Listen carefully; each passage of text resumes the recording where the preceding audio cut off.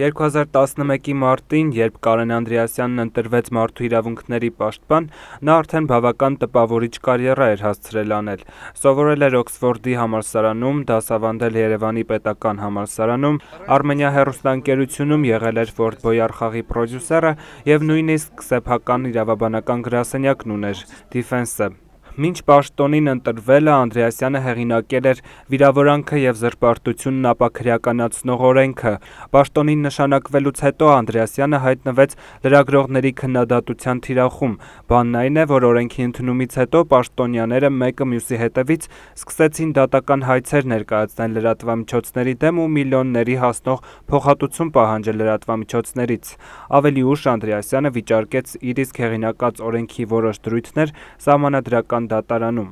Անդրեասյանի պաշտոնավարման ընթացքում կազմակերպված ամենաուշագրավ քննարկումներից մեկը տեղի ունեցավ 2014-ի դեկտեմբերի 10-ին։ Դրան մասնակցում էին Սահմանադրական դատարանի նախագահը, Արդարադատության և պաշտպանության նախարարները, ոստիկանապետը, Քննչական կոմիտեի նախագահը, այլ նախարարներ ու պաշտոնյաներ։ Անդրեասյանը գովեստի խոսքեր հնչեցրեց գերատեսչությունների ղեկավարներին։ Հանդիպման վերջում ոստիկանապետ Վլադիմիր Գասպարյանը Անդրեասյանին նոր կտակարան նվիրեց, իսկ Քննչական կոմիտեի ղեկավար Աղվան Հովսեփյանը՝ ժամացույց։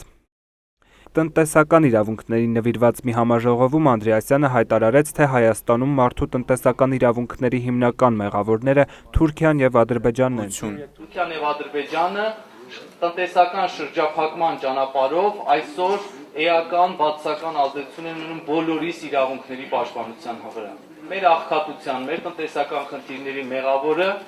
բնականաբար մեր երկու հարևան երկրներն են և նաև աշխարհաքաղաքական որոշակի զարգացում։ Չնայած այս ամենին, Անդրեասյանը հայտարարում էր Մաշտոցի պուրակի պայքարի ժամանակ ոստիկանների ոչ իրավաչափ գործողությունների մասին, պաշտպանում Նոր Հայաստան շարժման մասնակիցների, Ազատության հրապարակում վրան տեղադրելու ու զոհված զինվորների մայրերի նախագահի նստավայրի մոտ ցույց անելու իրավունքը։ Պաշտպանը նաև բավական խիստ քննադատության էր ենթարկում քրեակատարողական հիմնարկների վիճակը, բարձրաձայնում զինված ուժերում ու ոստիկանությունում գրանցված բռնության դեպքերի մասին, մարդու իրավունքների ոլորտում ամենամեծ խոցն էլ համարում էր դատարանները։ Կաշառքի սակագները տատանվում են հետևյալ միջակայքում՝ առաջին ատյանում 500-ից 10,000 ԱՄՆ դոլար, վերաքննիչում 200-ից 15,000, վճռաբեկում 10-ից 50,000։ Անդրեասյանի հեռակա բանավեճերը պարբերաբար հայտնվում էին մամուլի էջերում։ Օմբուդսմենը մեկ Արմեն Աշոտյանի հետ էր հեռակա նամակագրություն վարում հանրակրթական դպրոցների դասագրքերի մրցույթի մասին,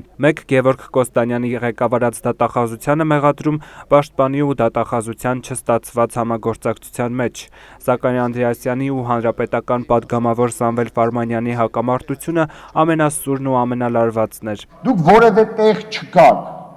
Ձեր ներկայությունը երկրում, պարոն Անդրեասյան, ձեր ինստիտուտի նկատի ունեմ, բայց ձեզ է ուղղված անձնապես իմ ասածը, ուրեմն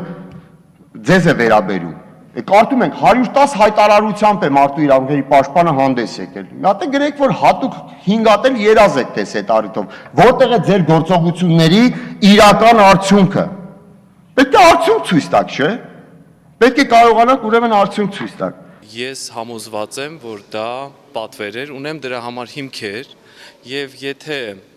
կարիքը լինի, ես նաև կհրապարակեմ այդ հիմքերը։ Այս դեպքից հետո մամուլում ակտիվորեն սկսեց շրջանառվել Վատիկանում Հայաստանի դեսպան Միքայել Մինասյանի և Կարեն Անդրեասյանի միջև ծագած տարաձայնությունների վարկածը։ Մամուլի հրապարակումների համաձայն Միքայել Մինասյանի ու նրա եղբոր Գրիգոր Մինասյանի հարաբերությունները լարված են։ Լրատվամիջոցները գրում էին, որ Գրիգոր Մինասյանը մտերիմ հարաբերությունների մեջ է Անդրեասյանի հետ, ինչն էլ կոնֆլիկտի պատճառ է դարձել։ Ես երբեք չեմ թաքցրել, որ Գրիգոր Մինասյանը իմ ընկերն է եւ աղեմի ընկերը, ինչ վերաբերում է մնացած անձնական այլ մարդկանց անձնական հարաբերություններին, ես կոռեկտ չեմ համարում որևէ մեկնաբանություն տալ այդ կապակցությամբ։ Նույնիսկ երբ ակտիվիստներից մեկը մարդու իրավունքների պաշտպանության միջազգային օրը դեկտեմբերի 10-ին վարդագույն ներք շփեց պաշտպանի գրասենյակի դռանը, պաշտպանի խոսնակը սրա հետևում լրատվական դաշտի մի հատվածին տիրապետող մի նեղ խմբակ տեսավ։ Պաշտպանի կայքում ինքն իրեն իդեալիստ, պրակտիկ, իրատես, լավատես մարդ ու հումանիստ նկարագրող Կարեն Անդրեասյանը